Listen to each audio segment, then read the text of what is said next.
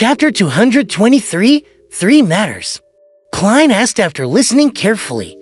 So you suspect that this real, whom the detectives saw, was someone in disguise? Holding his brown round hat, Ian replied, as if he had already thought about it. It's a possibility, but I think it's too difficult due to the huge risks involved.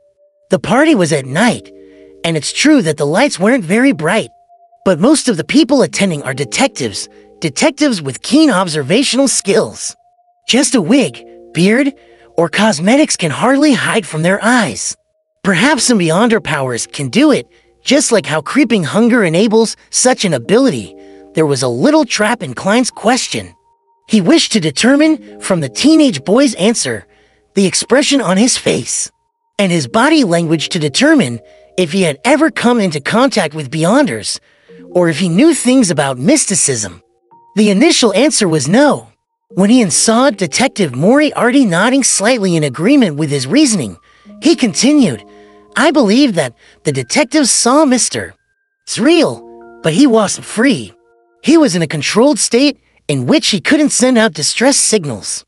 The reason why he wasn't responding to my attempts to liaison with him is to probably signal to me that he needs help. A reasonable explanation. Klein released his clasped hands and sat back a little, making himself look more relaxed and confident. Ian fell silent for about 10 seconds before he said seriously, I'd like to entrust you with the task of investigating Mr. Zreal and determine his current condition. All I need is confirmation. Considering that Ian was a semi-professional who had gathered intelligence and information. For a detective, Klein had the intention to make his acquaintance. He smiled and said, Then how much are you going to pay? You should be well aware that this may be very dangerous. Ian looked down at the pocket of his old coat and said after some deliberation, There are 2 ways. The first, I can directly give you a payment that's enough to satisfy you. Afterward, regardless of whether the mission is simple or difficult, that will be all unless you suffer a relatively serious injury. Secondly, I could pay you £5 in advance, and when you finish the job, you can add on to the bill depending on the difficulty of the matter. But it's easy to cause a dispute, even if there's a contract. Klein pretended to be in thought, and after almost 30 seconds, he said in a low voice, Why don't we do it this way? You can pay me £5 in advance and help me with 3 things after the mission is completed. Don't worry, they won't be anything difficult. They will be within your capabilities, and it won't make you feel too uncomfortable. This can be agreed upon in the contract. Ian whereupon his brows before standing up. He leaned forward and stretched out his right hand. All right, Klein shook hands with him, pulled out a standard contract that he had prepared, picked up a round fountain pen, added all the details he had discussed, and stamped it with his fingerprint. After signing the contract, he gave the teenage boy, Ian, a stack of white paper and watched him write Detective Zreal's relevant information. After a while, he browsed through the information and casually asked, How can I contact you if there's an emergency or if I've confirmed Zreal's condition? Ian pursed his lips and remained silent for quite a while. Only when Klein looked over did he reply in a somewhat stiff manner, You don't need to contact me. I will appear at the right time. Without another word, he took out a thick stack of cash from the pocket of his old coat. They seemed to be stacked up in a very neat order, from high face value to low face value. Ian pulled out 3 one-pound notes from the bottom, counted 6 5-soldi notes, and finally 10 one-soldi notes. When Klein saw that Ian had neatly arranged the notes, with even the portraits of the former kings facing up without a single mistake, Klein suddenly felt a bit frustrated. This is some late-stage obsessive-compulsive disorder.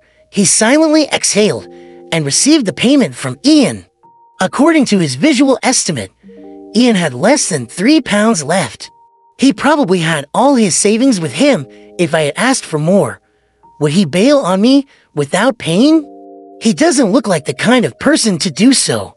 But one shouldn't judge a book by its cover. Klein folded the bills at random and stuffed them into his pocket, ignoring the untidiness. As such, he succeeded in seeing Ian's slightly twisted expression. He'll try to complete the investigation as soon as possible. Klein stood up and held out his hand as a gesture of bidding him farewell. Thank you for your help. Ian thanked him sincerely, because the counteroffer was obviously a discount.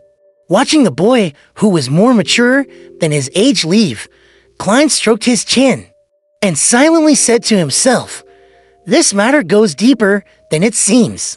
Ian didn't mention anything about Zreal's recent investigations or what information he had been instructed to gather. Forget it. He'll handle as much as the money is worth. All I need to do is confirm Zreal's current condition. He turned around and walked back into the living room. While doing so, he fished a quarter pence out of his trouser pocket. Ping!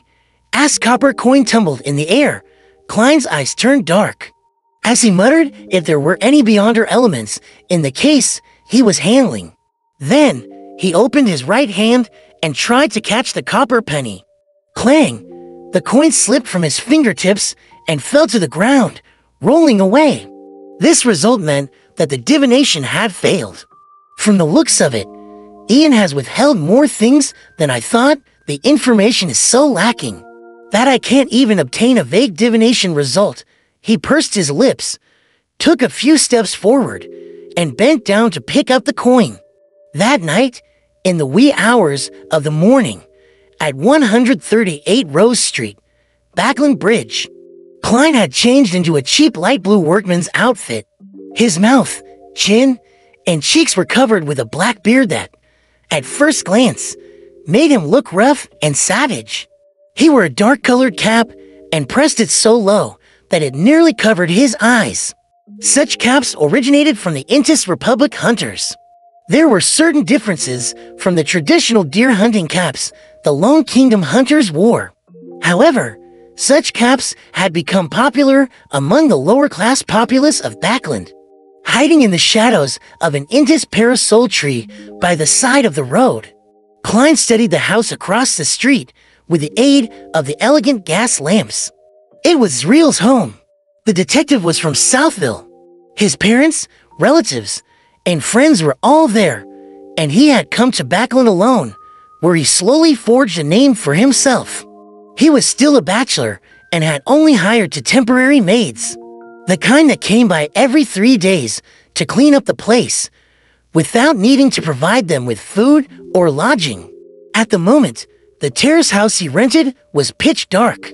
Klein took off the silver chain inside his sleeve and let the topaz pendant hang down naturally. "There's danger inside! There's danger inside!" After repeating it 7 times, he opened his eyes and saw the spirit pendulum spinning clockwise, but very slowly.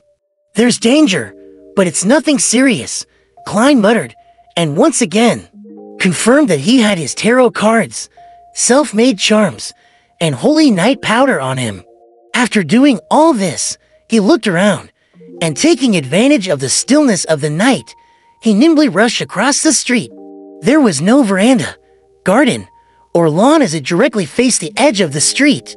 Klein went around to the side and easily climbed up the water pipe to the small balcony on the second floor where clothes could be hung out to dry. Immediately following that, he took out a tarot card and slid it through the crack, opening the door to the corridor. Following Ian's drawing of the house's layout, Klein walked almost soundlessly to Zreal's bedroom. He lightly tapped his left molar and activated his spirit vision. Through the wooden door, he looked inside. Spirit vision could see aura colors through obstacles without spirituality. However, it was highly dependent on one's abilities. Currently, Klein was able to observe through wooden doors, but was stumped by concrete walls. Furthermore, the scenes he could see weren't too clear. In his vision, he saw 3 humanoid auras in the bedroom behind the door. The colors were blurry and were located in different locations. There are 3 people lying in ambush. Is it to capture Ian or someone else? The bedroom isn't that big. Klein stood in the darkness, calmly considering the results of his observations. At that moment, he suddenly retreated towards the balcony while keeping his footsteps very light. Back at the balcony, Klein took a thin silver slice from his pocket. This was a slumber charm that he had created in an attempt during the afternoon. He didn't pray to the Evernight goddess, but to himself instead. He held a ritual in the name of the fool that doesn't belong to this era, the mysterious ruler above the gray fog, the king of yellow and black, who wields good luck before entering the world above the gray fog to respond. Since this method was difficult to mobilize the power of the mysterious space above the gray fog, Klein could only use his own spirituality to respond. The charms that he made in the end were worse than normal, but better than the ones he made in his own name. After surveying his surroundings again, Klein covered his mouth and whispered a word in ancient Hermes. Crimson. Feeling the chill of the charm, he moved quickly, but silently to the door of Zriel's bedroom again. As he held the handle, he injected spirituality into the thin silver slice. Creak! Klein carefully twisted the handle and opened a tiny crack in the door. Immediately after that, he threw the slumber charm inside.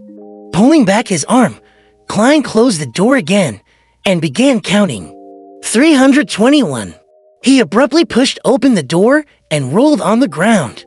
Not sensing any movement from the three people, Klein stood up and, using the crimson moonlight shining through the window, began observing the room. It was a normal furnished bedroom with a bed, a row of closets, a desk, a set of sofas, and a coat rack. On the other side of the bed, a man in a black coat was sleeping soundly. In addition to that, there was one person by the side of the sofa and another in front of the closet. All of them were asleep. After confirming the trio's condition, Klein walked over to the bed and bent down to find a few short, yellowish-brown hair. According to what Ian had written, Detective Zrel was a man with short, yellowish-brown hair. This should be right, Klein whispered. He grabbed the few strands of hair and sat down on the sofa. He slowly sat in the darkness tainted by the crimson light and planned on using dream divination to find Zrel. Leaning back against the back of the sofa, the corner of his mouth curled up as he made a self-deprecating comment. Deduction. My good man.